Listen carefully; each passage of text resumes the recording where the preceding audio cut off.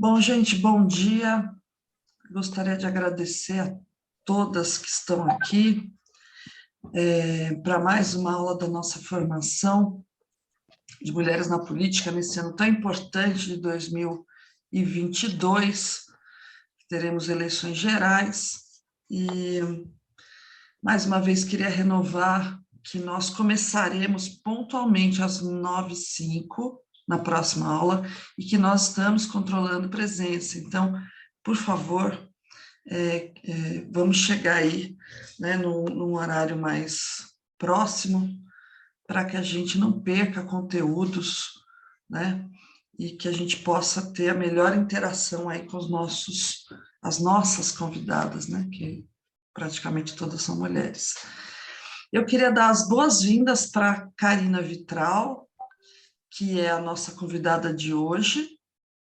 Carina Vitral, que é feminista, que foi presidenta da União Nacional dos Estudantes no período da resistência democrática contra o golpe, contra a presidente Dilma Rousseff, liderou as manifestações contra a redução da maioridade penal e as ocupações em 2017 e foi contra o teto de gastos.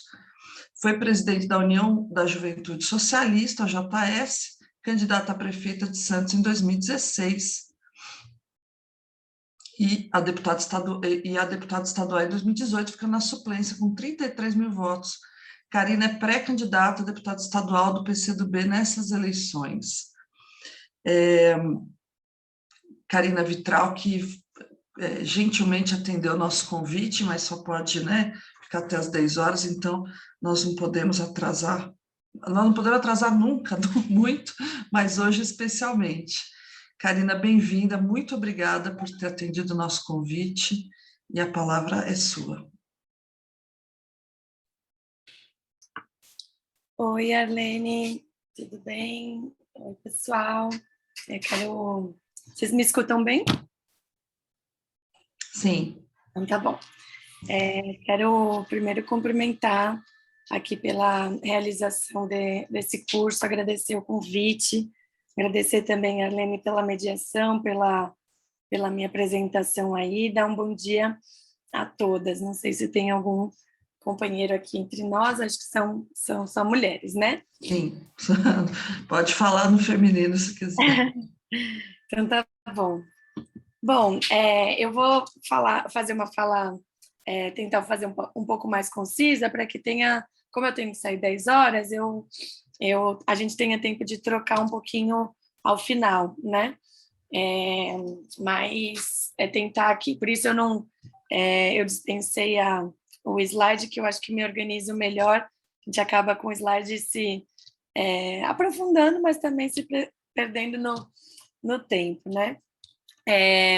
Bom, companheiras, quando a gente fala da necessidade de incentivar a participação de mulheres na política, e todas nós estamos aqui, vocês estão fazendo esse curso, existe uma mobilização política intensa da sociedade diante disso, a gente percebe que existe uma desigualdade, né? O fruto de toda essa mobilização política é o fato de existirem na nossa sociedade, na sociedade brasileira, de forma intensiva, mas em outras partes do mundo isso também é uma regra. Muitos países do mundo já estão numa condição muito melhor que a nossa, é verdade, mas existe uma dimensão global da baixa participação das mulheres na política, né? E quando a gente pensa que existe uma dimensão global disso, a gente começa a pensar que as raízes culturais, políticas, econômicas para esse fato acontecer, elas não estão só no Brasil, né? Claro que a gente tem aqui especificidades por estar num país da periferia do sistema, um país subdesenvolvido, um país que as desigualdades são gritantes. A gente tem essa situação do governo Bolsonaro e o golpe contra uma presidenta mulher que, com certeza, assim, na minha avaliação, intensificou a violência política de gênero, a situação da conjuntura do nosso país, mas eu queria começar com esses elementos históricos, né? Elementos fundantes do que a gente chama de patriarcado, porque para mim é impossível pensar a raiz e quando a gente responde aquela simples pergunta, por quê? Né? Por que será? Quando você vai no porquê, você tem uma série de aspectos práticos do dia a dia de uma mulher que faz política, do dia a dia de uma mulher que não faz política e não é incentivada a fazer política, mas isso tudo tem um motivo e eu queria começar por eles, né? Sempre foi assim na nossa sociedade, sempre existiu a desigualdade entre homens e mulheres. Eu faço muita palestra nas escolas exatamente sobre, às vezes sobre violência contra as mulheres, às vezes sobre participação política, mas no último mês, em especial, eu intensifiquei essa agenda fruto da campanha de incentivo ao voto aos 16, 17 anos, né? E é bem interessante que quando você pergunta assim, né, por quê? Por que as mulheres participam menos? Por que existe violência na sociedade?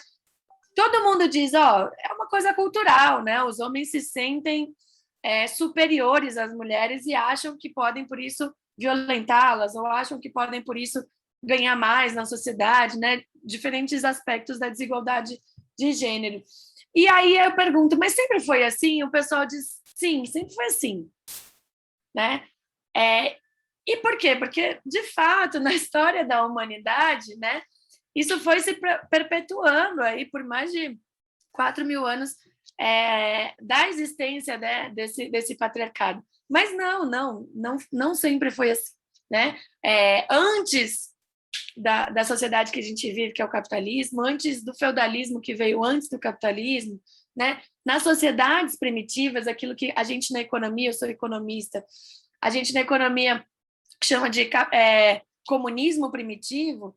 No comunismo primitivo, aquele dos homens e das mulheres das cavernas, né? Quando ainda não existia agricultura, quando a sociedade ainda era nômade, ou seja, ainda não era sedentária, né? Porque foi a agricultura que propiciou a sociedade se assentar num lugar e ter um território e propiciar a existência da propriedade privada. Antes da propriedade privada, como se relacionava a sociedade? Existiam divisão de tarefas, mas não eram divisão sexual das tarefas na sociedade. Essas divisões de tarefas não significavam diferenças de poder na sociedade. Então, se o homem caçava, a mulher colhia, e isso não fazia da mulher menos valorizada na sociedade que o homem, né?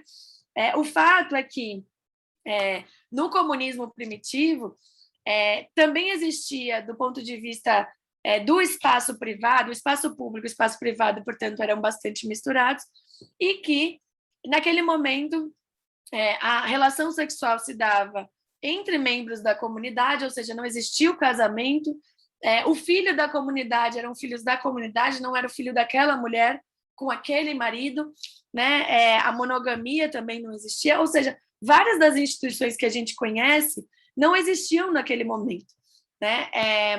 E aí, quando isso passou a existir? Exatamente quando a sociedade humana, né, a economia política da sociedade inventou a agricultura, ou seja, conseguiu planejar a sua comida, assentar num território, e a partir daí começou a existir a propriedade privada, quando um homem cercou uma terra e disse, essa terra é minha, só que para garantir a hereditariedade da terra, eu preciso ter a minha mulher e o meu filho.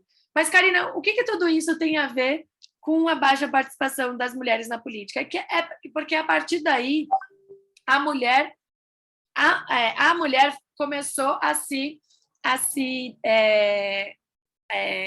responsabilizar, né? A sociedade começou a responsabilizar a mulher pelo espaço privado e o homem é um espaço público, ou seja, naquela propriedade privada tem que estar a minha mulher, o meu filho. Para isso precisa existir a monogamia para garantir que o meu filho é o meu filho, né? Que existe essa hereditariedade, que é para o meu filho que eu vou passar a minha hereditariedade, mas também para cuidar-se dos filhos, a mulher foi reservada ao espaço privado. Até hoje, se vocês forem pensar, isso é também bem dinâmico de pensar isso com a juventude, porque eles dizem, né? Pois é, mas a minha mulher, minha mãe trabalha fora, né? Não é mais aquela dona de casa como era no início do patriarcado. Sim, trabalha fora, mas ainda assim acumula as tarefas domésticas, as tarefas que têm relação com a casa, com o espaço privado e a extensão da casa, que é o filho, que é o idoso, que é o adoentado.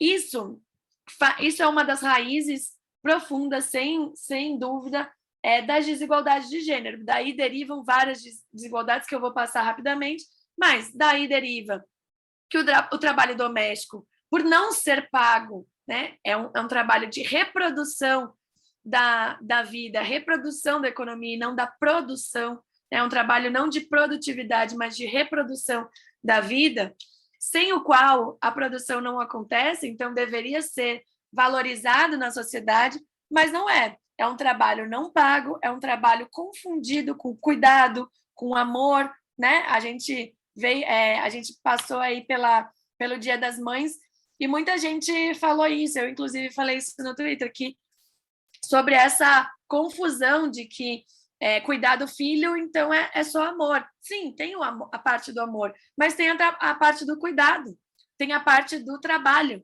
né? Levar todo dia na escola, limpar a fralda, comprar comida, cozinhar a comida, dar banho, isso é trabalho, além do amor, né? Isso não tem a ver com amor, isso tem a ver com trabalho, horas de trabalho que as mulheres dedicam nessa sociedade e, infelizmente, elas, ou majoritariamente elas, em algumas famílias, majoritariamente elas são responsáveis, ainda quando os homens dividem responsabilidade com as mulheres, ainda assim, a coordenação dessas atividades acaba se recaindo sobre as mulheres. E por ser um trabalho não pago, um trabalho doméstico, um trabalho invisível, um trabalho diminuído da sua importância, do seu poder na sociedade, vem daí também a noção de que as mulheres são inferiores culturalmente nessa sociedade, porque nessa sociedade capitalista, depois do comunismo primitivo, veio o feudalismo, veio o capitalismo, e nessa sociedade o que manda é o dinheiro, né? E se grande parte das nossas jornadas de trabalho não são pagas, elas não são valorizadas nessa sociedade capitalista. O fato é que as mulheres serem reservadas a esse espaço privado tem tudo a ver com a política, porque tem elementos culturais, tem elementos onde a gente, desde sempre, aprende a ter enquanto mulheres. Claro, somos mulheres absolutamente distintas entre si, mas existe uma marca de incentivo social na medida que nós somos reservados ao espaço privado, em que, desde sempre, né, as feministas sempre discutem a questão dos brinquedos de menina, a questão dos brinquedos de menino. Então, o brinquedo de menina é o quê? Cozinhar, de menina é cozinhar, é o rosa, as tarefas domésticas, o incentivo à maternidade através das bonecas, né? E o dos meninos, geralmente, são as profissões, né? São os carros de corrida, a bola do futebol, a música, né? O incentivo à música, o incentivo às engenharias, né? Você vai na ala masculina das crianças, estão lá os engenheirinhos com capacete construindo os prédios de montagem, ou a pista de trem que o carrinho passa, né? Então, isso tem elementos simbólicos, com certeza, de uma cultura política que tem a ver com educação, e eu acho que isso a gente precisa muito falar sobre educação política nas escolas, o papel da educação, mas o fato é que nós somos ensinadas diretamente pelas instituições, escola, família, brinquedos e tal, mas também subjetivamente, né, em elementos culturais sutis de que a mulher não, o espaço da mulher na política não é o espaço adequado, ou pelo menos não incentivam que a gente esteja lá, né? Então, elementos culturais fundamentais têm a ver, portanto, de raízes profundas, históricas, econômicas, materiais, lá da formação das sociedades humanas, da formação do patriarcado. Portanto, a cultura machista, que tem bases materiais, ela é uma cultura estrutural. Isso significa que, mesmo nós, mulheres, que decidimos romper o espaço privado e ir à vida pública, nos deparamos com uma política, nos deparamos com uma sociedade, nos deparamos com instituições que não aceitam ou que demonstram que não aceitam ou demonstram que não nos encorajam todos os dias na política. E aí são barreiras concretas, né? Para você participar da política no Brasil, você precisa estar num partido político, né? O primeiro elemento, eu acho que ele já é fundamental, né? Qual é o papel do partido político nas situações? Os partidos políticos, em geral, e eu sou de um partido de esquerda que acabou de completar 100 anos, e digo, nós não somos exceção, nós talvez somos melhores que 99% dos partidos, mas nós não somos exceção, né? Tem coisas arraigadas nos partidos, que inclusive partidos progressistas, inclusive partidos com milhares de feministas acabam reproduzindo, que é uma lógica de que os mandatos acabam influenciando no próprio partido político, que a divisão dos recursos e de cargos influenciam na política real do partido político, de que o recurso investido na formação de mulheres só é investido porque existe obrigação legal de fazê-lo, né? Porque, vamos pensar, gente, um partido político, pelo menos os da esquerda, pelo menos os progressistas, pelo menos os que dizem, nós temos convicção de que tem que ter mais mulheres na política, não seria lógico, não seria óbvio você pegar parte do seu recurso e dizer, vamos fazer formação política e vamos focar nas mulheres, porque as mulheres estão em minoria nessa sociedade, porque as mulheres têm potência, porque as mulheres dialogam com metade da população, porque se tiver mais mulheres no nosso partido, vai ter mais voto no nosso partido? Não seria óbvio, não seria lógico? Por que a gente precisa de uma legislação? Essa é a vida dura da cultura política que influencia em todos as nossas instituições, e os nossos partidos não estão numa bolha, né? Por isso a violência, por isso a desigualdade de gênero, ela é estrutural. Um segundo aspecto que falando desses desafios, né? Então, a primeiro é a democratização dos partidos, a democratização do acesso às estruturas partidárias, né? A subvalorização da Secretaria de Mulheres dentro dos partidos, né? É uma caixinha que está ali, fora das decisões importantes dos partidos. Então, a democratização dos partidos, eu acho que é um tema fundamental. A outra é a democratização das estruturas, ou seja, financiamento eleitoral, né?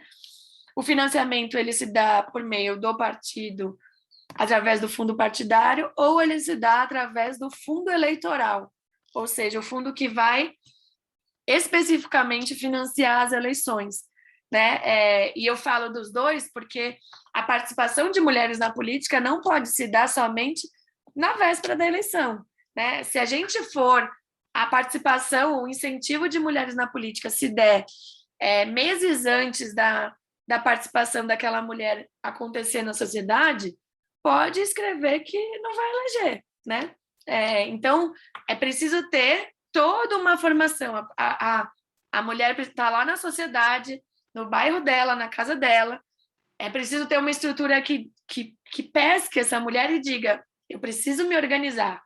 A partir do momento que ela toma a decisão de se organizar, ela participa de um movimento social, de um partido político, de uma vida pública, que acaba ali naquele momento exercendo duplo papel, né, de atuação política, mas também de educação política, porque a gente não aprende somente sentada com a bunda na cadeira ouvindo teoria, a gente aprende muito também na prática, na vivência política, na construção dos movimentos, na construção partidária, e a partir desse resultado, da construção de uma imagem, da construção de uma trajetória real, potente, uma mulher se candidata, né?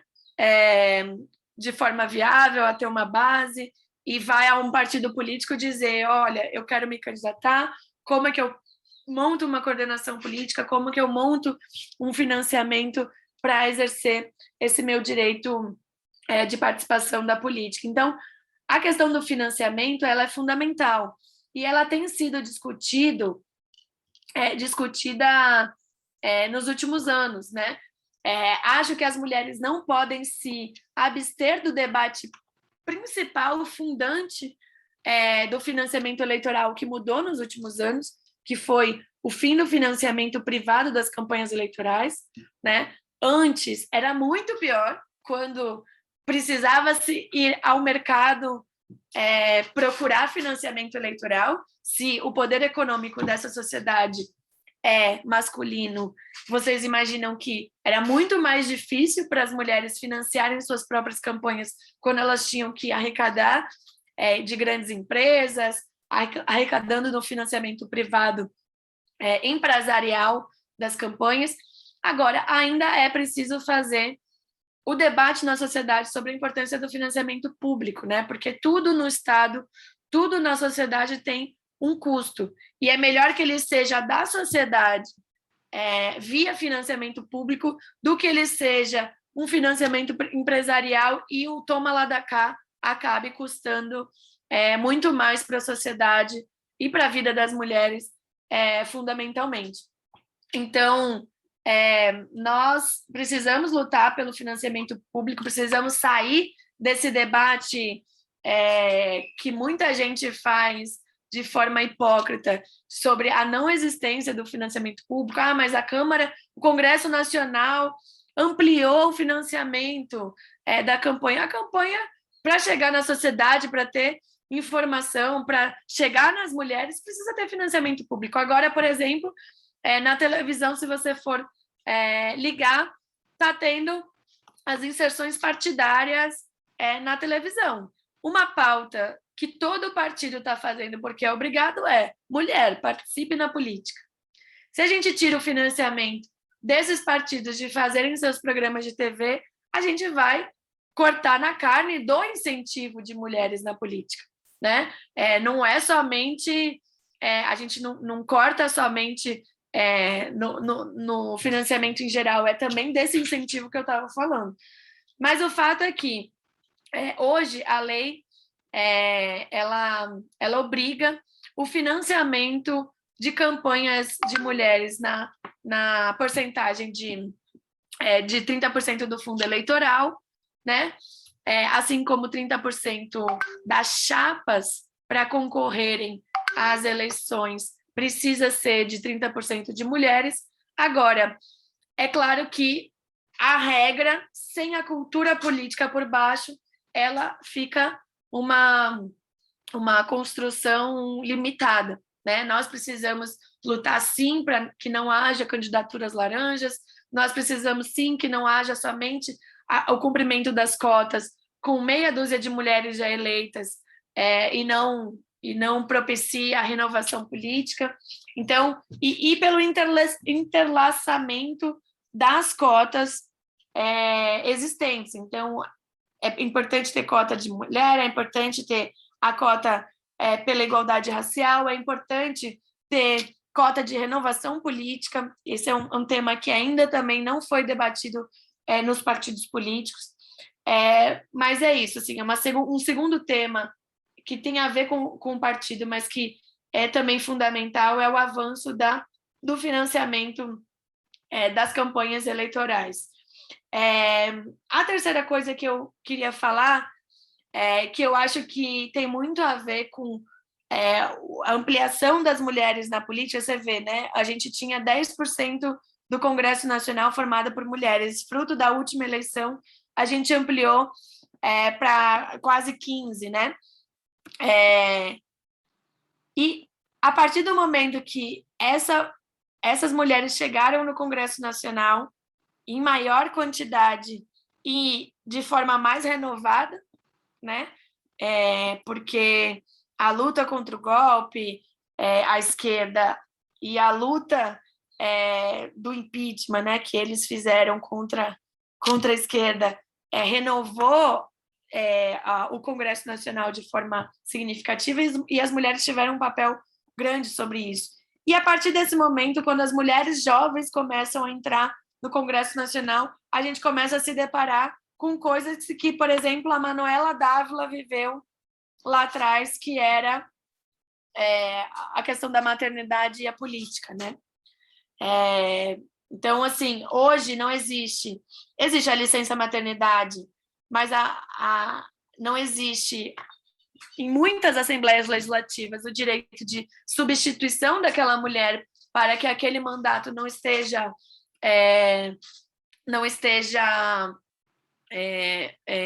substituído, não se anule, né?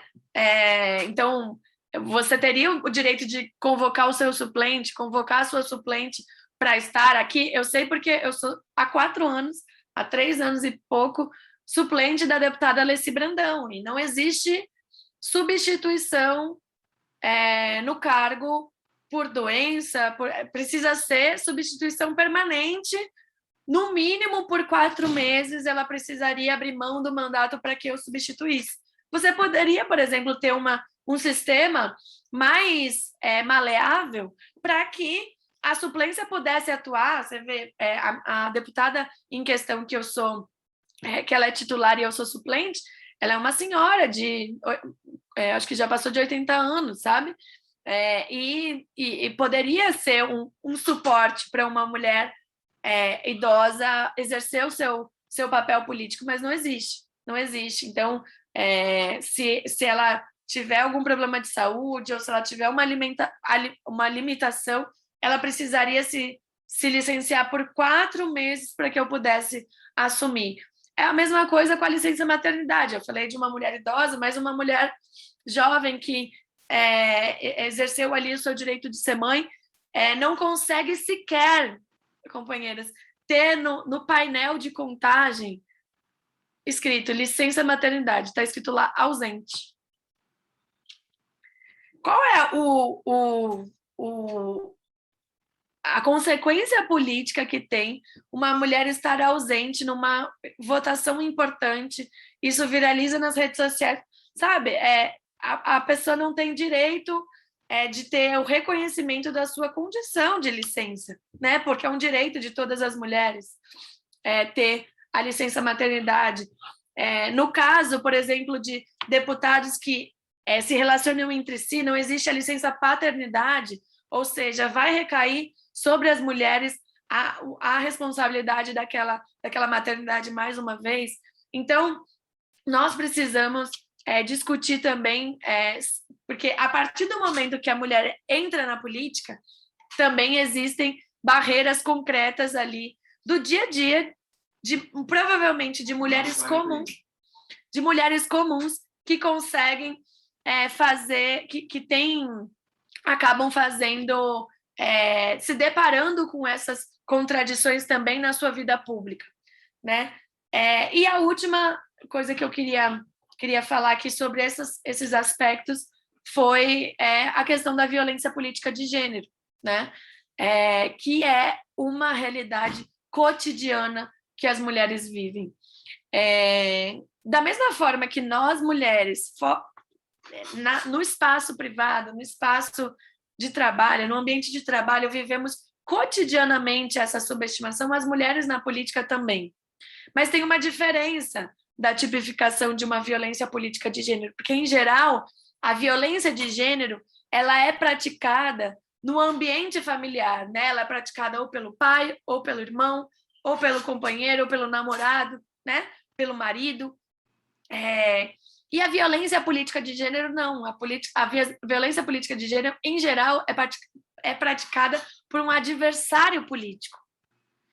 E tem como objetivo desencorajar aquela mulher, mas centenas e milhares de mulheres na política, porque é isso, assim, né? A gente genuinamente olha as mulheres como a Manuela, como a Dilma, mesmo como uma Carla Zambelli da vida, que é uma mulher de direita, a gente olha, são mulheres fortes, né? Poxa, aí precisa ser forte para ser da política, sabe? Por que não precisa ser inteligente? Por que não precisa ser capaz? Por que não precisa ser representativa? Por que as mulheres precisam ser fortes? Porque a vida das mulheres na política é muito dura, é desencorajante, é de ter medo, né? Eu vivi algumas situações, mas vou citar algumas rapidamente, né? Eu fui candidata a prefeita de Santos, eu tinha 28 anos e a minha foto de biquíni circulou o WhatsApp da cidade inteira. A minha foto de biquíni, gente, eu era candidata a prefeita de Santos, é uma cidade litorânea, sim, eu vou à praia, sim, eu uso biquíni.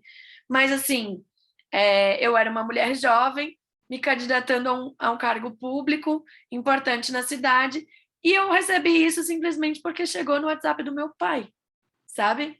E era assim, olha aí, a prefeita, gostosinha, novinha, e não sei o quê. Isso me fez, simplesmente, gente, parece uma loucura, assim, mas isso me fez, durante 2 anos, ficar com uma noia de... Eu não ia mais à praia em Santos, eu ia à praia em qualquer lugar, mas não em Santos, porque eu pensava, não tenho tempo, eu tentando fazer exercício, eu tô acima do peso, e se eu tava magra naquele tempo e eu fui a gostosinha, imagina eu vou ser a gorda, feia, entendeu? Largada, eu não vou à praia, sabe?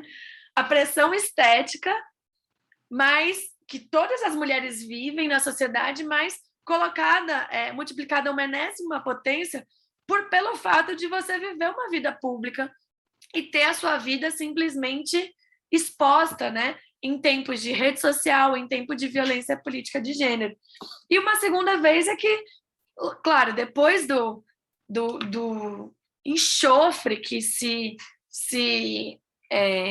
libertou, saiu dos bueiros no Brasil depois da eleição do Bolsonaro, simplesmente eu fui presidenta da UNE, da União Nacional dos Estudantes, no período do golpe. Tive uma perseguição política enorme por parte do Eduardo Cunha, porque a UNE era uma das entidades que mobilizavam ali naquele contexto contra a redução da maioridade penal. Então, o Eduardo Cunha tentou instalar durante 2 anos uma CPI da UNE para nos chantagear politicamente, mas a violência política era cotidiana, eu tinha que andar com segurança, eu tinha que andar com spray de pimenta, eu tinha que andar, porque a qualquer momento eu podia estar no avião e alguém fazer aquele negócio do escracho de não sei o quê, e me perseguir. Imagina o pânico que isso não é. Então, isso é uma questão cotidiana, assim, que as mulheres que participam da política vivem, sofrem, e nós precisamos falar sobre isso. Um avanço fundamental que a gente teve no último período foi a tipificação da violência política de gênero, e nós precisamos, a partir de agora, lutar para que a justiça, né, a justiça seja feita no sentido de punição também de casos de violência política de gênero, para começar a gerar jurisprudência que a gente possa avançando na discussão da sociedade, porque não é uma discussão somente punitivista, né? Mas é a discussão de punições que acabam gerando debate, acabam gerando a construção, e aí a gente volta para aquela questão da cultura política de gênero. A gente só vai mudar a cultura política quando as escolas tiverem o incentivo na participação de grêmios, o incentivo da participação de mulheres na política, o incentivo de formação de coletivos de mulheres, coletivos feministas nas escolas, nas universidades, e que possa ampliar uma participação política mais democrática para homens e mulheres, né? Porque aí eu termino dizendo que nós queremos mais mulheres na política, não para dirigir esse sistema de poder que está aí, né? Esse sistema de poder, de desigualdades, esse sistema capitalista que está aí, dirigido por um homem ou por uma mulher, muito provavelmente vai continuar sendo um sistema de desigualdades. Nós queremos mulheres na política para revolucionar a política, para revolucionar o nosso sistema, para mudar o estado das coisas, né? E essas desigualdades que no Brasil são gritantes, a desigualdade de classe, a desigualdade racial, que aprofunda as desigualdades de classe, aprofundada também pela desigualdade de gênero, racial e de preconceito contra a orientação sexual, tudo isso, esse sistema, mas que tem fundamental apoio e alicerce nessa desigualdade social, que é a desigualdade de classe, né, entre trabalhadores e patrões, e essa política que ela é composta não só por homens brancos héteros, mas ela é, sobretudo, composta por homens brancos héteros milionários, empresários que fazem da política como um negócio, né? E as mulheres não podem renunciar a esse debate, que é o debate fundamental, que faz com que a política seja uma política de interesses, de lobby, e não o interesse da maior parte da população. Eu tenho certeza que quando a política for mais representativa do ponto de vista de pessoas reais, trabalhadoras, as mulheres estarão lá também, né? Elas estarão mais representadas. Portanto, nós queremos mandatos de mulheres que tenham lutas importantes para a maioria da população, para a maioria de homens e mulheres que trabalham, que vivem do seu trabalho, que lutam para sobreviver, lutam para colocar um prato de comida para os seus filhos, né? Lutam por creche, lutam para erradicar com a violência doméstica. Então, nós precisamos de mais mulheres, sim. E a representatividade que a gente vai ver nas estatísticas, as mulheres da direita, as mulheres que estão lá, elas também importam para a representatividade geral da sociedade. Mas nós queremos, sobretudo, impulsionar mulheres comprometidas com as causas do povo, né? Da maioria do povo, do fortalecimento das políticas públicas, portanto, disputar o programa, o conteúdo da política, e não só a representatividade também é fundamental. E nesse período não tem como dizer que a tarefa número 1 dessas eleições é colocar mais mulheres na política, mas é, sobretudo, se posicionar diante do momento absurdo que a gente tem vivido sob o governo Bolsonaro, um governo da morte, um governo que trancafiou as mulheres dentro de casa com seus agressores, um governo que trancafiou as mulheres responsabilizadas pelos cuidados dos idosos que estavam doentes de Covid ou passando fome e desempregadas e tendo que cuidar da aula online dos filhos, prejudicando a saúde mental das mulheres. Ou seja, é um governo antipovo, é um governo anti-mulheres, e nós precisamos derrotar Bolsonaro nessas eleições. Então, terminei aí 10 minutinhos antes do nosso teto para a gente poder dialogar um pouquinho nesses minutos finais. Obrigada. Muito obrigada, Karina. Tocou em questões importantíssimas, questões que a gente conhece, mas, ao mesmo tempo, não vê todas ligadas numa fala que justamente toca no assunto que nós queremos tratar aqui, que é a participação política das mulheres, né? Eu queria ler alguns comentários, até não foram tantos hoje, mas a Vânia Freitas disse: foi exatamente isso que o Lula salientou em seu discurso de abertura, mais mulheres na política para ontem. A Cláudia Gamberini fez um comentário bacana, que é: dias mulheres virão, né? A Diva Zito diz: sofremos violência de todas as formas, a nossa política é constituída de homens brancos, cis, detentores do poder econômico, por tal, qualquer mulher que ingresse na política sofrerá todas as formas de violência. Nós, mulheres negras, sequer somos vistas como pessoas capacitadas para ter a caneta na mão, sentar na mesa para decidir e ter poder. Como sempre defendi, nosso país tem jeito e sim, isso acontecerá quando uma mulher negra sentar na cadeira da presidência. Se sustentamos a sociedade com o nosso trabalho, que o país. Precisamos de mulheres no espaço de poder e decisão, respeitando a igualdade e equidade, não só de gênero, mas também racial. Eu queria, na verdade, provocar um pouco o debate. Você começou lá atrás, né, com as questões mais gerais do patriarcado, e depois passou por questões essenciais da política, né, como o financiamento público. O financiamento privado está proibido, mas eu não sei se essa regra continua, mas o Dória, por exemplo, se beneficiou porque o financiamento privado não pode, a não ser que seja da própria pessoa. Então, homens ricos, né, que na verdade a maioria das pessoas ricas são homens brancos, né, acabam se beneficiando porque eles podem colocar dinheiro próprio na campanha, né? Então acaba virando uma regra plutocrática, né? Uma regra de pessoas ricas, né?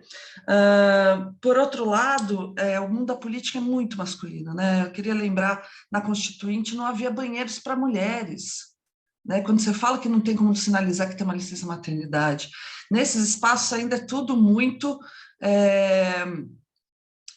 masculino, né? São coisas básicas que nós temos que lutar. E você mesma foi vítima, né? Vítima nem é uma palavra muito boa, mas você foi alvo de violência política, né? E não é que não é que não tinha banheiro feminino na Constituinte, não tinha ano passado no Senado. No Senado, né? Não, houve, eu sei que houve uma campanha na Constituinte por um banheiro feminino, e mesmo políticos de esquerda ridicularizavam como se fosse uma coisa menor. É menor para você que tem banheiro, né? Mas isso sinaliza que não é um lugar de mulher, que nós não somos bem-vindas, né? E no Senado, provavelmente, isso foi sendo deixado para trás porque havia outros lugares, enfim. Então, é uma coisa assim que nos mostra que nós não pertencemos àquele lugar. E você sofreu violência simbólica, ainda espero que não tenha sido física, mas uma violência simbólica que nos afeta de forma equivalente. E, ao mesmo tempo, que você é uma dessas poucas mulheres que é bem-sucedida, digamos assim, você teve muitos votos.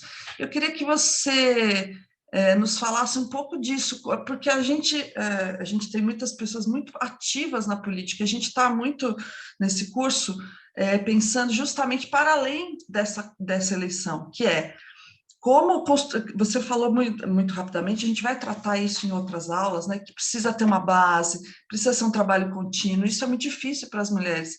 Eu queria que você falasse um pouco dos seus desafios, de como você enfrentou isso, para que você conseguisse resistir nesse espaço tão impermeável às mulheres, se possível. Não sei se tem mais perguntas aí, que é um pouco isso que a gente está querendo compartilhar aqui com as outras mulheres, porque é muito difícil, é um espaço muito difícil. A Vânia também levantou a mão, deixa só, acho que ela fazer, aí você já responde, né, tudo junto. Diga, Vânia. Oi, gente. Obrigada, é rapidinho. Primeiro, parabenizar a Karina, maravilhosa, primeira vez que eu ouço falar tão de pertinho assim, mesmo que, né, virtualmente, mas diretamente, muito, muito bacana mesmo. E eu queria ir diretamente no ponto da violência política, né, psicológica, sobretudo. Eu queria saber da Karina, assim, quando ela coloca, né, que a violência política ela tem um objetivo e ela geralmente é praticada por adversários políticos, e aí a gente entende esses adversários como né, pessoas de outros partidos, enfim, de outros mandatos, né? Mas e quando isso acontece com os nossos pares, né? Com os homens de dentro do nosso. E aí eu quero frisar aqui que eu não sou eu não tenho participação política diretamente, nenhum mandato, nem nada. Eu simplesmente sou filiada do PT, sou militante há muito tempo, e militei muitos anos aí na capital de São Paulo, né, na Zona Leste, ali, Guaianazes. Hoje eu moro aqui numa cidadezinha do interior, que é o que me levou justamente a procurar algumas coisas nesse sentido de entender como que a gente pode ampliar essa rede de apoio, porque é inacreditável a forma como esses homens, inclusive os nossos pares, de dentro dos nossos partidos, né, de dentro dos mandatos que a gente defende, eles aniquilam com essa vontade que a Karina colocou, né, que desencorajam as mulheres a lutar, a buscar, enfim. E aqui eu tenho um dado bem que eu acho curioso, para mim é curioso, mas na eleição de 2020, até por conta mesmo da nova legislação, tivemos aqui, acho que 25 mulheres super dispostas a sair, a candidata, não sei o quê. Não sobrou uma. Todas elas hoje estão totalmente desencorajadas, desmotivadas, enfim. E eu me propus a tentar conversar, reanimar algumas coisas, porque eu também acho impossível uma Câmara Municipal hoje com 21 vereadores, homens, brancos, velhos, sabe, extremamente machistas, e, enfim, é isso. E eu queria saber da Karina isso. Como que ela vê essa questão, né? E aí fica meio difícil da gente agir, e como que a gente pode pensar numa rede de apoio, assim, mas eu queria eu acho que mais para frente eu vou conseguir me expressar melhor, mas é um apoio mesmo a essa mulher, não só os cursos, não só o aprendizado, mas como que a gente consegue fazer essas denúncias para além da institucionalização, sabe? Para bem de dentro do Conselho de Ética, isso porque reverbera na nossa vida aqui na prática, mas como que a gente poderia conversar sobre isso sem o medo de sofrer outras violências? Eu acho que é um pouco isso. Se eu não conseguir me fazer entender, por favor. Obrigada. Super. Então, com certeza, assim, essa questão dos ricos, né, na política, a questão do Dória foi bastante flagrante nesse sentido, e a gente precisa regulamentar, né, o financiamento privado das campanhas. Ou seja, tem limite para que uma pessoa física possa fazer doação eleitoral, mas não tem limite para o seu próprio recurso. A ideia disso é assim, né? Como a corrupção ela pode acontecer através de uma outra pessoa corrompendo você, não pode acontecer de você se autocorromper. Mas a questão não é essa. Eu acho que uma segunda questão precisa ser colocada é a desigualdade de condição, né? Uma pessoa que consegue botar 4 milhões para dentro da sua campanha eleitoral do próprio bolso tem uma vantagem, né? É abuso de poder econômico. Então, nós precisamos sim avançar nessa legislação e, infelizmente, isso continua vigente. Sobre a rede de apoio que a Vânia falou, né? Existem muitas redes de apoio que ONGs, que o movimento feminista faz, né? E acho que a gente precisa sim lutar para que exista uma organização da sociedade de mulheres apoiarem mulheres para saírem da situação de violência. Mas a gente não pode substituir a presença do Estado nessas políticas, porque só o Estado, que nenhum movimento social vai conseguir atingir todo o território nacional. Nós precisamos do Estado para garantir a vida das mulheres. Então, sim, eu sou a favor da gente ter uma rede de apoio, um movimento social dando retaguarda para que essas mulheres saiam da violência, mas a gente não pode rescindir a gente não pode abrir mão desse que é o sistema de proteção das mulheres através da Lei Maria da Penha, avançando na rede de acolhimento às mulheres, com abrigos, com o sistema protetivo, né, com toda a discussão que a Lei Maria da Penha propiciou. Com certeza, Arlene, com esse governo, a política pública de combate à violência contra a mulher tem sido desmontada. E a última coisa aqui para terminar é que sobre o que a Arlene falou, né, sobre essa vivência pessoal Antes de falar disso, eu acho que a gente precisa também perceber que a gente não precisa somente de mulheres participando da política. Ou seja, o que, por exemplo, conquistou a chapa. Mulheres, sejam candidatas. Mas qual é o resultado dessas eleições? Mulheres frustradas por terem tomado a coragem de participar na política e ir sem recurso, ir sem base, ir sem formação política, ir para se estrepar, nós não precisamos disso, né? E nós precisamos de mulheres eleitas, de mulheres de trajetória de sucesso, né? Você falou trajetória de sucesso e tal, e eu entendo, porque assim, você foi bem votada, você está num caminho, está acumulando força, mas assim, se chegar a terceira eleição, eu não fui eleita, eu vou pegar as minhas chuteiras e vou voltar frustrada para casa, sabe? Então, qual é o apoio, a retaguarda que se tem, sabe? E eu digo que se para mim, que tem uma trajetória, que comecei no berço, que estava no movimento estudantil, que tive todo o amparo de uma trajetória sólida, é difícil, imagina para quem começa sozinho, com boa vontade, né? Então, é muito difícil e nós precisamos falar sobre isso. Tem uma pesquisa da FGV, de 2 pesquisadores da FGV, que provaram que a não eleição de mulheres, ou seja, a mulher foi lá, se candidatou para prefeita numa cidade. A eleição seguinte, se ela ganhou, na eleição seguinte tem mais alistamento de mulheres para votar. Se ela perdeu, a eleição tem menos alistamento de mulheres para votar nas eleições. Ou seja, a participação de mulheres na política que saem derrotadas desencoraja as mulheres de participar. Estou falando numa questão hipotética e estatística. Era melhor que não tivesse mulher naquela política do que ter uma mulher derrotada. Entendeu? No segundo turno, ali, a mulher quase... Estou dizendo para o ambiente. É claro que para a sociedade não é melhor que a gente participe, sempre. Mas nós precisamos discutir projetos viáveis de mulheres. Nós precisamos nos unir em torno de candidaturas e dizer, vamos botar essa mulher lá, sabe? Vamos... E o que eu sinto, assim, falando da minha vivência, é que assim, nós somos ótimas, excelentes, maravilhosas, quando a gente não mexe nos interesses de ninguém, entendeu? Nossa, que legal, a Karina é ótima, tão novinha e tão boa. A partir do momento que você começa a se candidatar, a partir do momento que você fica 10 mil votos na frente de alguém, a partir do momento que você começa a jogar o jogo de poder dentro do partido, a Karina deixa de ser ótima. A Karina é louca, a Karina é arrogante, a Karina é... Entendeu?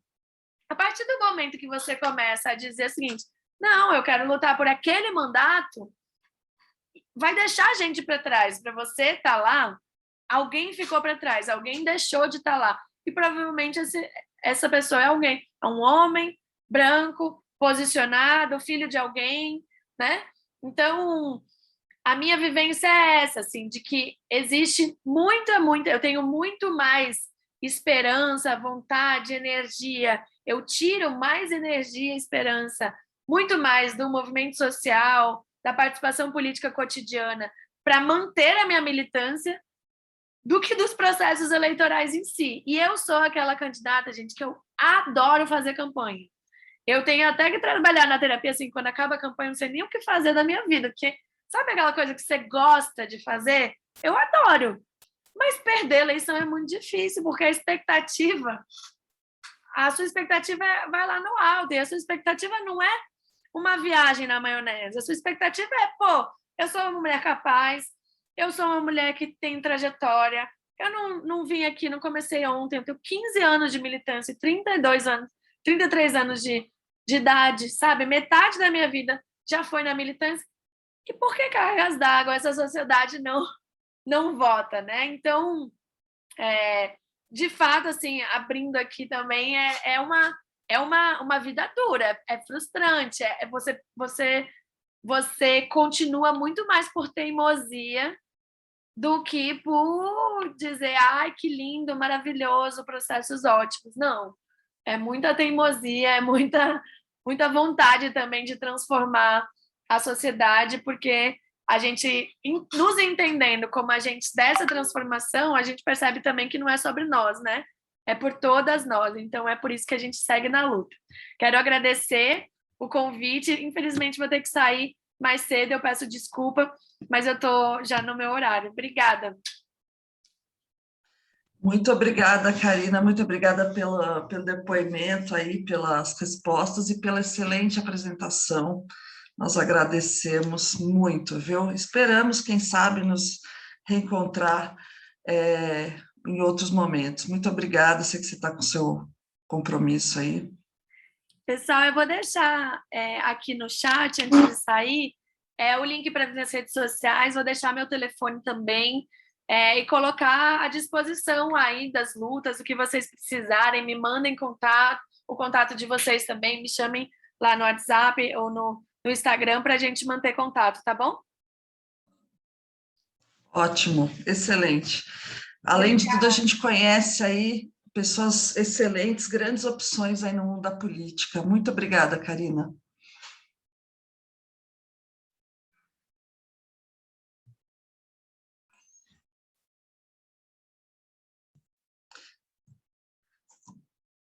Bom, gente, depois dessa excelente, né, apresentação, vocês veem que ela não disse, né, uma coisa que a gente não sabe, que a vida das mulheres na política é dura, né, mas eu acho que ela esclareceu diversos aspectos e também nos deu exemplo, né, de como as coisas acontecem, né? É importante ver que a vida na política, nos partidos em especial, nessa política dura, é uma vida de competição, né?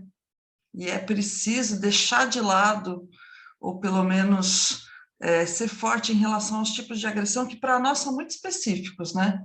É ser louca, é ser, como é que fala? Ou é lidar com a questão da sua sexualidade, apontar sua sexualidade, só falta de, né? Porque também tem isso, né? Quando é uma mulher mais idosa, uma mulher com uma série de coisas, isso também é colocado, tudo, todos os aspectos. A mulher vive sob exame, né? Do seu corpo, do seu comportamento, da sua moralidade, e tudo isso que nós nunca é perdoado, vai ser sempre usado contra nós. Então, isso é preciso que a gente esteja sempre preparada, sempre alerta de que isso é só, não é pouco, né? Mas fala, isso é só mais instrumentos contra a nossa própria vivência, e tirar desse tipo de ataque justamente a nossa força, né? De saber que isso sim é porque somos mulheres. Esses dias, eu não sei se vocês viram, a Dilma foi para um podcast com o Mano Brown, e aí ela, enfim, falando as várias coisas que ela passou, ela disse: não, eu não fui impedida, né? Não teve impeachment porque eu sou mulher. Mas é claro que isso piorou muito mais os ataques, né? Isso só colaborou para tudo que ela já vinha sofrendo no mandato, né? Enfim, como a nossa convidada tinha esse limite de horário, nós vamos fazer também uma dinâmica agora, né? Nós vamos dividir em grupo para fazer uma pequena discussão aí em relação a essa nossa aula, que, claro, é introdutória, muitas das questões nós já conhecemos, mas eu acho muito rico que pessoas da política que estão vivenciando elas no polo mais complicado venham sintetizar alguns pontos para a gente, como elas enfrentam essas questões. Acho que foi muito rico. Então, vou pedir aí para o pessoal dividir os grupos e a gente fazer uma pequena discussão aí, para nós depois podemos fazer o intervalo e entrar na segunda parte da aula, né? Que nós vamos ter uma outra convidada. Marlene, Certo? Oi. 10 minutos para cada grupo, né? Tá? E depois a gente volta para a sala maior para fazer uma discussão, né? Isso. Tá bom, eu estou aqui dividindo. Perfeito.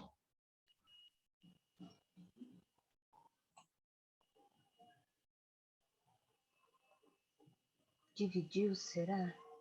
Acho que está dividindo já, né?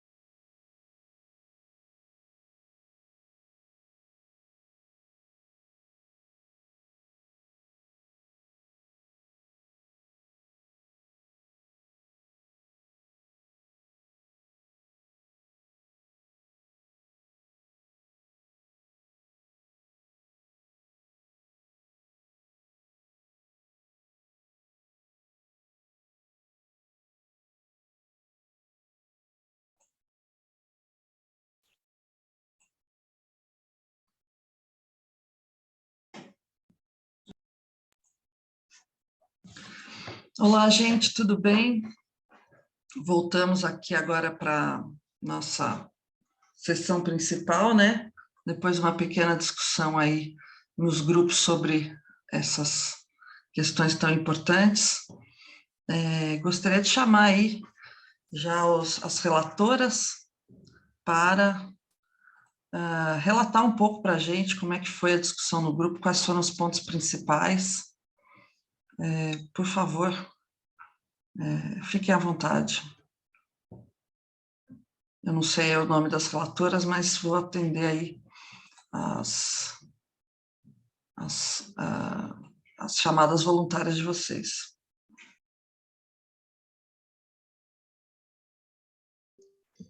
Foram 5 grupos. Do grupo 1,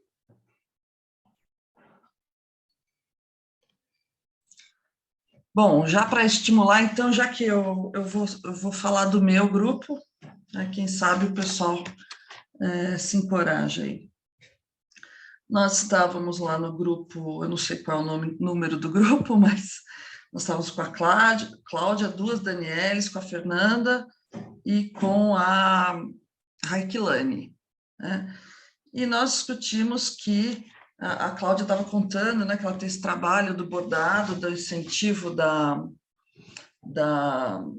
do trabalho para as mulheres na política, né, um trabalho que ela fala que o apoio vem do coletivo, né, vem justamente de nós mesmas, né, de um trabalho de movimento social. E curioso, né, como a Karina falou, né, também que ela busca força no movimento social muito mais do que nos partidos, né, e, mais uma vez, eu vejo que esse é o caminho, talvez, mais produtivo das mulheres na política, né? Então, as falas aqui, as mulheres estão sempre, constantemente, precisando provar sua competência, provar sua inteligência, estão sendo examinadas de todos os pontos de vista, da roupa, da moralidade, do tipo de relacionamento que ela mantém, né? A Dani contou de algumas questões do seu mandato coletivo lá em Ribeirão Pires, em que a plaquinha que a cabeça de chapa recebeu era vereador, né? Quer dizer, o feminino acaba sendo sempre, digamos, invisibilizado nesses lugares, né? Não são lugares que nós somos bem-vindas, e mais uma vez fica a questão de como que a gente incentiva uma participação política num lugar que a gente não é bem-vinda, num lugar que a gente sabe que pode sofrer violência, ou muito provavelmente vai.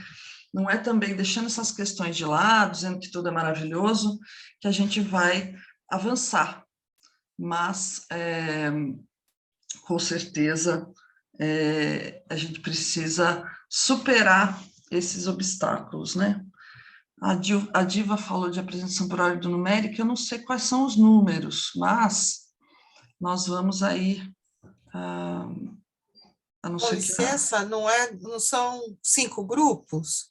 São, mas eu não sei os números, Diva, de cada um. Eu não tenho uma lista. Será que Quem divide automaticamente é o Zoom. Ah, tá. Mas fiquem à vontade, por favor, as relatoras vão se voluntariando e falando, por favor. Eu peço licença, então, para falar. Eu represento o grupo 3, que estávamos Vânia Freitas, Solange Oliveira, Camila Gaspar e Cristiane, que infelizmente, Cristiane Albuquerque, que infelizmente não pôde exprimir a sua fala, não teve a oportunidade de fala por conta do tempo exíguo. E eu coloco o seguinte, o que nós que nos posicionamos, tivemos a oportunidade de nos posicionar, nós tivemos o entendimento seguinte, de que o impeditivo da participação feminina na política, ele já decorre, como bem trouxe a Karina, ele já decorre de muito, é histórico, né?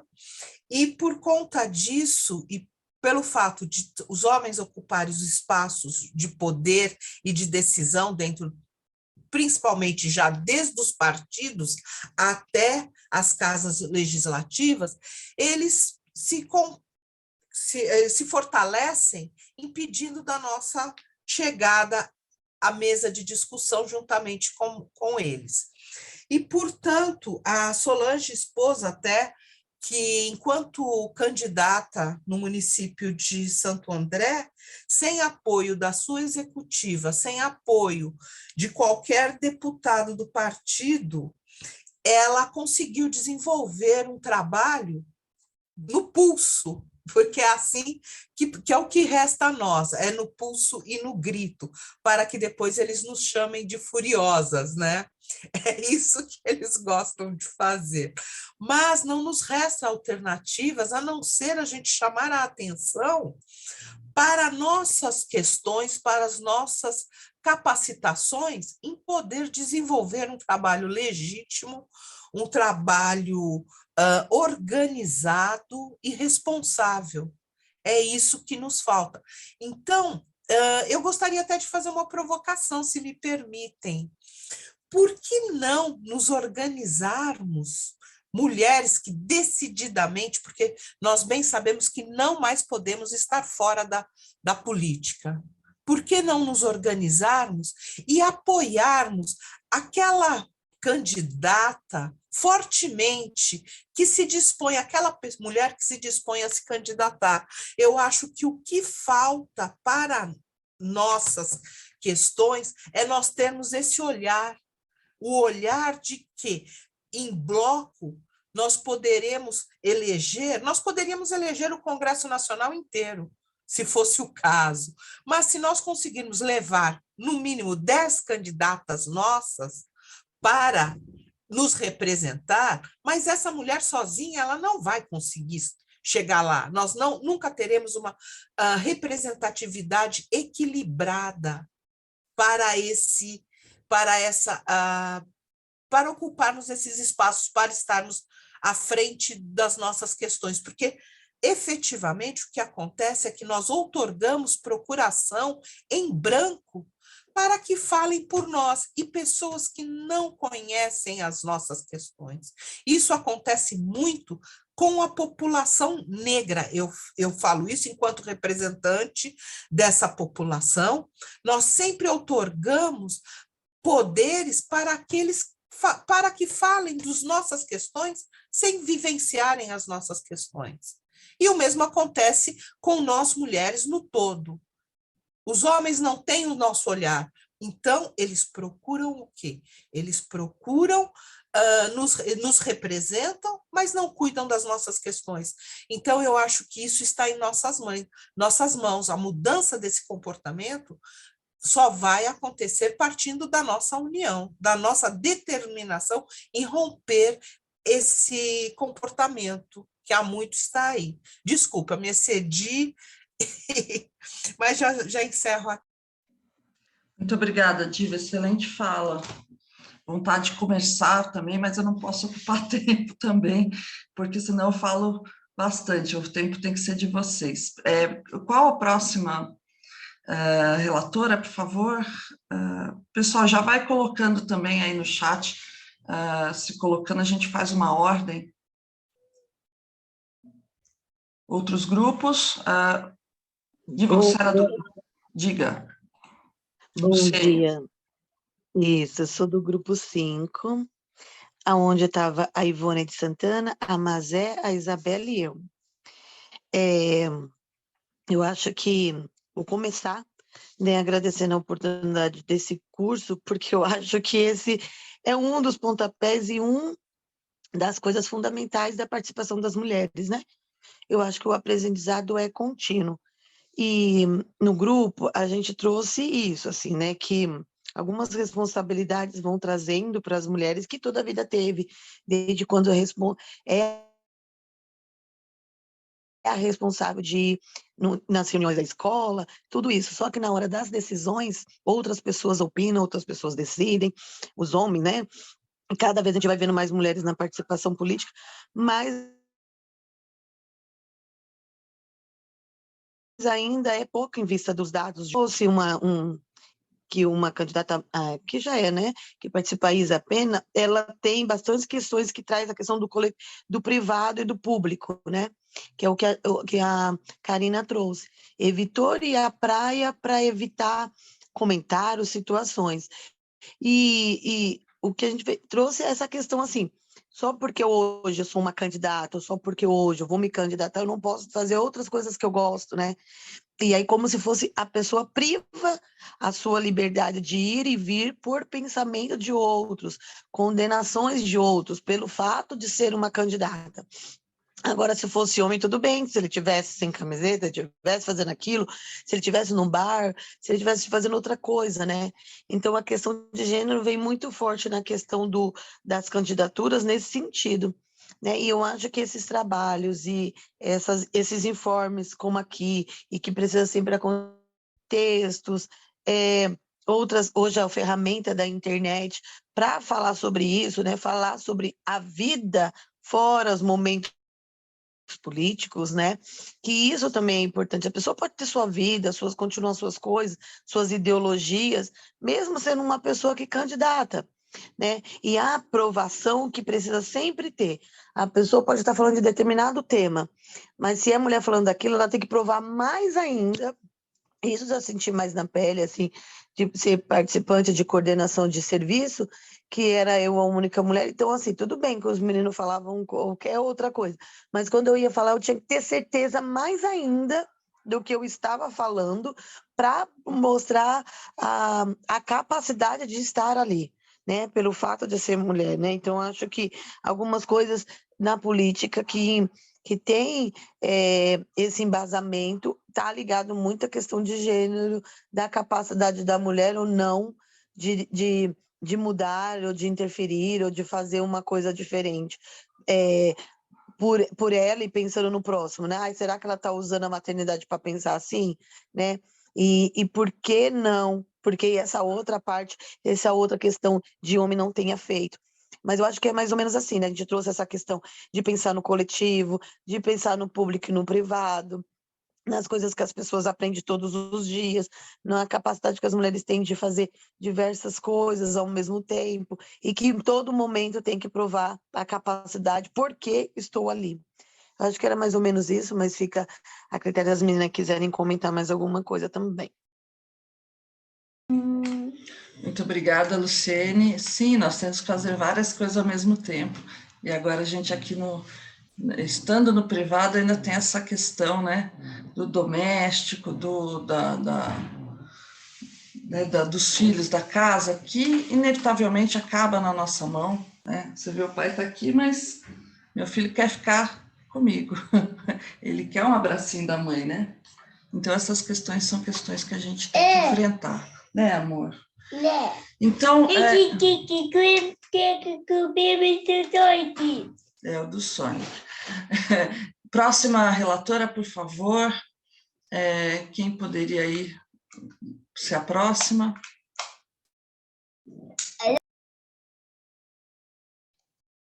Falta o grupo 1 e o grupo 2. Faltam só 2 grupos.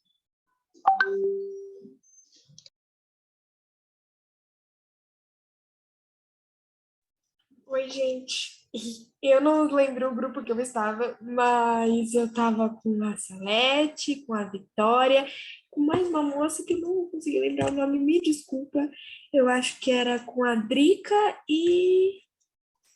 Não vou lembrar. Eu esqueci de colocar, de escolher uma relatora, mas a gente conversou sobre como a gente dentro de casa a gente não consegue direcionar, né, esses papéis, a gente não consegue entender que a gente não tem que fazer todas as coisas de casa e que o homem ele não está ajudando, que isso é uma obrigação dele também. E que se a gente não consegue fazer isso dentro de casa, é muito difícil levar isso para a política, que eles não estão ajudando a gente a entrar na política, que é um direito nosso, e que eles estão, sabe, dividindo isso, que é uma coisa que também é nossa, né?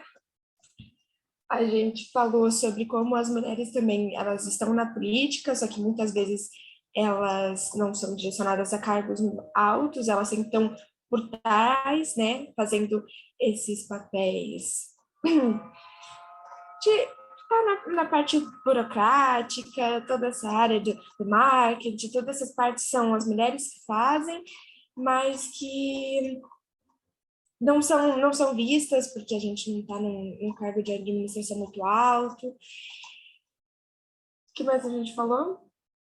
Eu acho que, em geral, foi isso que foi relatado, como a gente tem essas instituições da escola, também não com formações muito sexistas, fazem com que também desanime. E aí eu como uma pessoa do ensino médio, falei também que é muito difícil você, né, ter essas discussões dentro da escola, porque eles sempre colocam você como, não, a gente é uma escola evoluída, a gente não tem essas coisas, e aí a gente não tem essa liberdade de falar para eles, então, olha, o que você está fazendo é errado. Eu vou dar um exemplo. Desse ano, uma menina foi chamada pela coordenadora, e a coordenadora questionou ela, porque ela estava usando roupas tão masculinas, porque ela era tão bonita, porque ela estava usando roupas tão masculinas, que isso não era coisa dela, porque e a menina, ela ficou super mal, entendeu? Ela chorou na sala. E aí eu fui lá e falei assim, olha, você chamou a atenção de uma menina por causa das roupas dela e por serem masculinas demais, isso não é uma coisa que você deve fazer e tal. E aí ela falou, não, como assim eu fiz isso? Eu não faço essas coisas. Eu tenho pavor de pessoas que fazem isso. E começou a chorar como se o que a ofensa que ela fez à pessoa não fosse válida porque ela não gosta dessas coisas, sabe? Então, foi isso mais ou menos que a gente discutiu na sala. Obrigada, Laurinha. A Laura, que é nossa, pasme, nossa bolsista de ensino médio, né? Então, uma menina que está com o quê? 16 anos agora, Laura? Então, já aí falando conosco, né, dessas questões. Gente, nós temos alguns minutinhos ainda, parece que o grupo 1 teve algum probleminha aí na discussão do tempo, né? Não sei se alguém gostaria de se manifestar individualmente sobre a questão. No grupo 1, pode ser simplesmente uma fala que não vai ser a representação da discussão, mas pode ser alguma manifestação, se quiserem. Não? Então, gostaria, Cristiane, diga lá. Só vou pedir que você seja breve, tá, Cristiane, para a gente ter 10 minutinhos aí de intervalo, tá, para a segunda parte. Rapidinho. É só assim que eu concordo com tudo, acho sensacional, e que eu acho que a nossa luta não vai avançar enquanto a gente tiver, para a gente poder, para a mulher branca poder trabalhar, ter uma mulher negra trabalhando na casa dela de faxineira, de diarista e tal. Enquanto a gente não tiver consciência disso, né, dessas coisas, ou no nosso trabalho e tal, a democracia não vai ser representativa. Enquanto o feminismo não avançar, a gente não vai ter êxito nas nossas lutas. Era só isso que eu queria acrescentar. Muito obrigada. Obrigada, Cristiane. Nós temos sempre que olhar a questão de gênero. Hoje não pode caminhar mais sem falar da questão racial, né, e da questão de classe, né? Nós temos hoje, embora precisemos avançar, a gente não pode deixar de olhar, principalmente no Brasil, para o nosso legado escravocrata, que até hoje molda as relações, né, sociais no nosso dia a dia, né?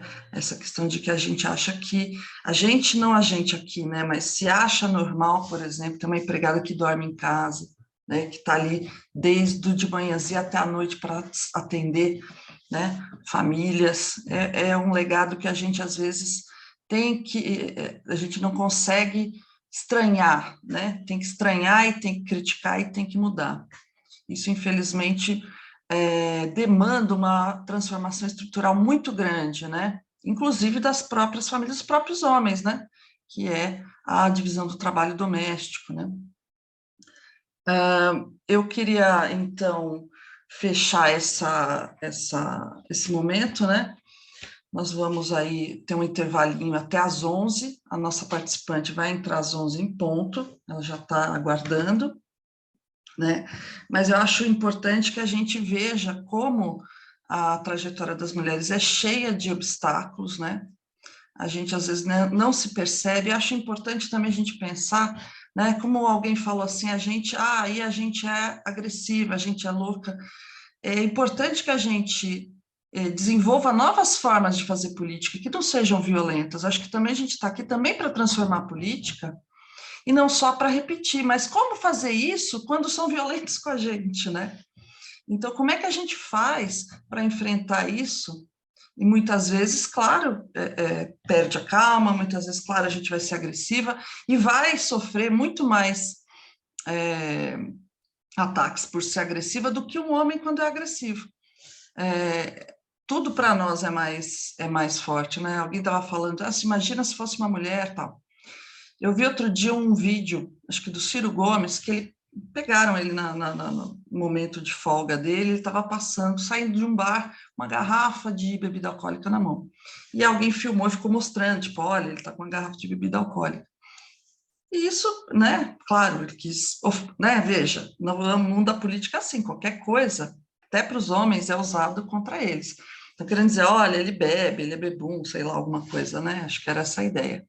Imagina se fosse uma mulher, acho até inconcebível que uma mulher estivesse numa posição dessa e saísse ilesa, né, porque o Ciro Gomes, ele é todo machão, tem aquele estilo dele, isso cai bem com o estilo dele, pode até ser usado contra ele, mas não foi algo que foi falado, ninguém não virou um fato, né?